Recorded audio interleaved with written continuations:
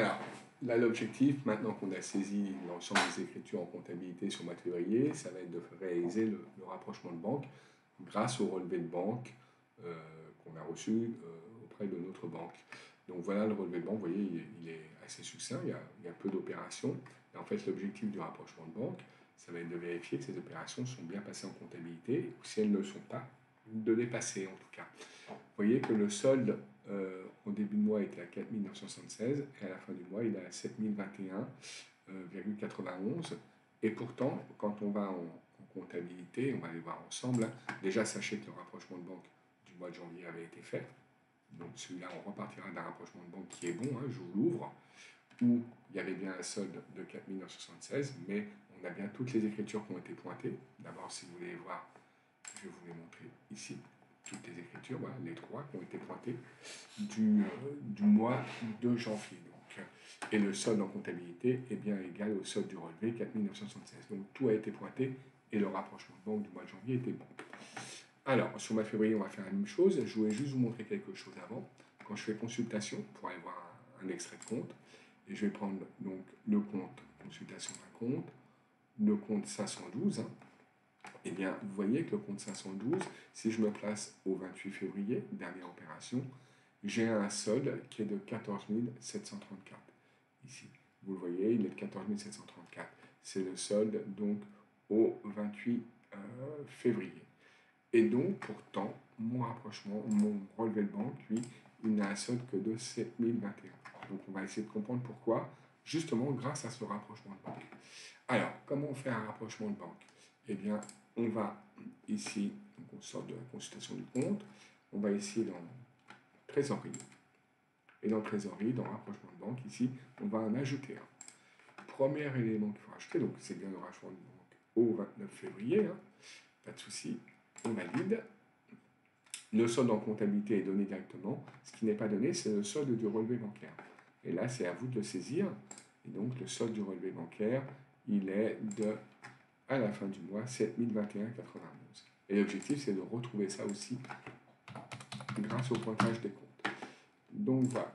Oh, excusez-moi, j'ai été trop vite, j'ai tout fermé, je crois. À moins qu'il soit derrière. Non, il n'y a pas. 7 021,91. Voilà. Donc, on va pointer les écritures qui apparaissent en comptabilité et qui apparaissent aussi sur le relevé de banque. Donc, quand on regarde, eh bien, vous voyez que par exemple, là, je vais diminuer un petit peu, comme ça on va tout avoir l'un à côté de l'autre. Hop, je vais me mettre comme ça, que vous vous rendiez bien compte. Alors, ici peut-être, voilà. Donc vous voyez, le 300 € apparaît bien au débit de la banque, c'est-à-dire que c'est une sortie d'argent. Et nous, quand c'est une sortie d'argent, ça apparaît au crédit du compte bancaire. Donc cette écriture apparaît des deux côtés, on peut donc la pointer. Donc je vais la pointer en allant ici sur code pointage et je vais cliquer dessus en fait. Et vous allez voir que quand je clique dessus, eh bien, elle disparaît. Moi, j'aime pas trop quand ça disparaît comme ça.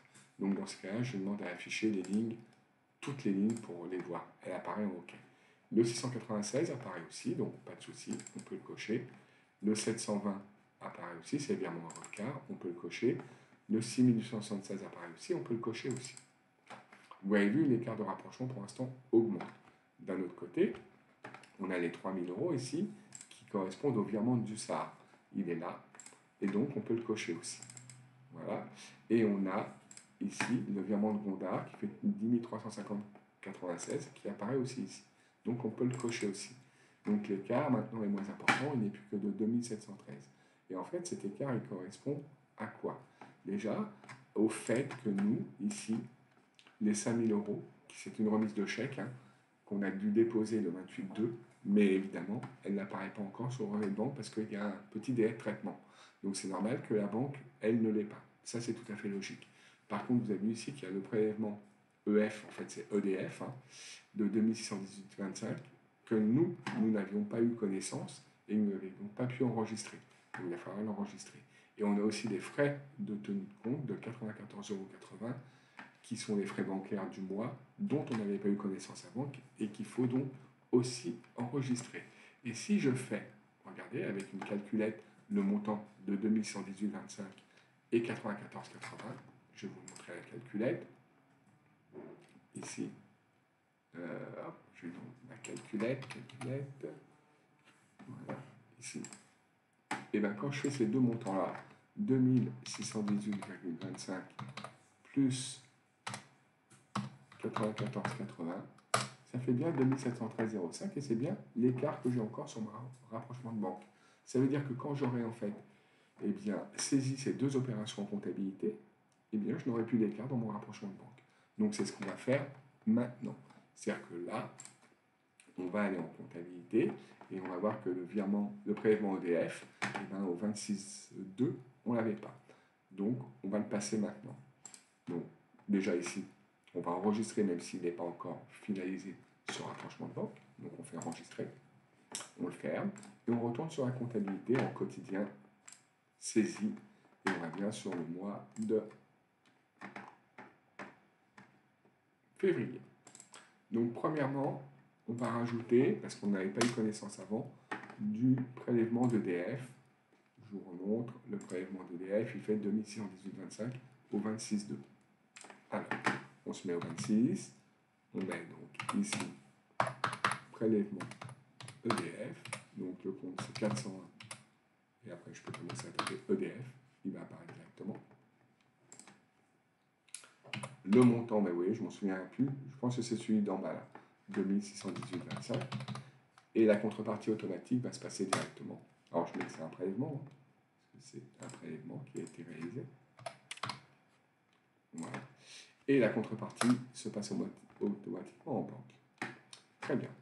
Dernière opération un peu plus délicate, c'est les frais bancaires qui apparaissent sur le relevé de banque et dont on n'avait pas eu connaissance avant. Donc ils sont d'un montant TTC de 94,80, dont 15,80 € de TVA.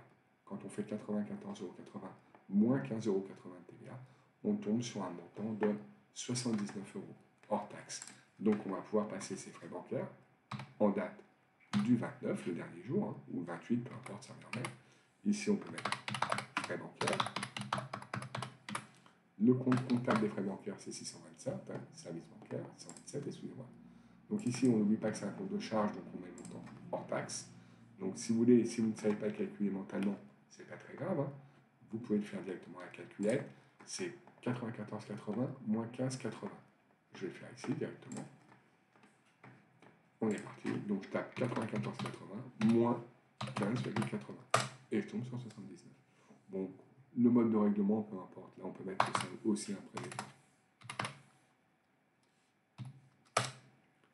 N'oublions pas qu'ici, on ne va pas tout de suite mettre le compte de banque parce qu'il y a déjà de la TVA.